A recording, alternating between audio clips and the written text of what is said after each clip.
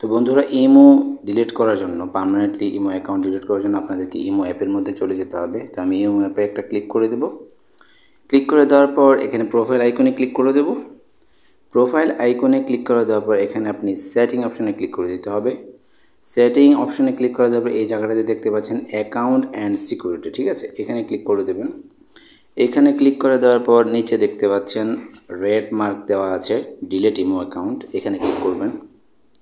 এখানে ক্লিক করার পর আপনাদেরকে এখানে অ্যাপ্লাই টু ডিলিট, ঠিক আছে, অ্যাপ্লাই করতে হবে ডিলিটের জন্য। তো এখানে ক্লিক করে দেবেন। এখানে ক্লিক করে দেওয়ার পর আপনাদেরকে যে কোনো একটা রিজন ওকে করতে হবে। ধরেন আমি এই প্রথম রিজনটা ওকে করে দিলাম। তো এখানে দুইটা অপশন দেখতে পাচ্ছেন। তো এখানে আপনি কন্টিনিউ টু ডিলিটে দিয়ে দিবেন, কন্টিনিউ টু ডিলিট, এখানে ক্লিক করে দিলাম। তারপর আপনার যে ফোন নাম্বারটা রয়েছে সেই ফোন নাম্বারটা দিয়ে দিবেন, যে এই নাম্বারটাতে ইমোটা রয়েছে, ঠিক আছে। তো আমি আমার নাম্বারটা দিয়ে দিব। নাম্বারটা হয়ে গেলে এখানে আপনি এরো চিহ্নতে ক্লিক করে দেবেন। এবার কিন্তু আপনার এই 14 সেকেন্ড পরে এখানে দেখেন এগ্রি অ্যান্ড ডিলিট এই অপশনটা চলে আসবে। আপনি যদি এগ্রি অ্যান্ড ডিলিটে এবার ক্লিক করেন, এগ্রি অ্যান্ড ডিলিটে ক্লিক করার পরে দেখেন এখানে ডিলিট অপশনটা চলে আসছে। আপনি যদি এই ডিলিট অপশনে ক্লিক করে দেন আপনার অ্যাকাউন্টটা, ইমো অ্যাকাউন্টটা পার্মানেন্টলি ডিলিট হয়ে যাবে। তো আমি যেহেতু ডিলিট করব না, তো আমি আর এটা সামনের দিকে এগোচ্ছি না।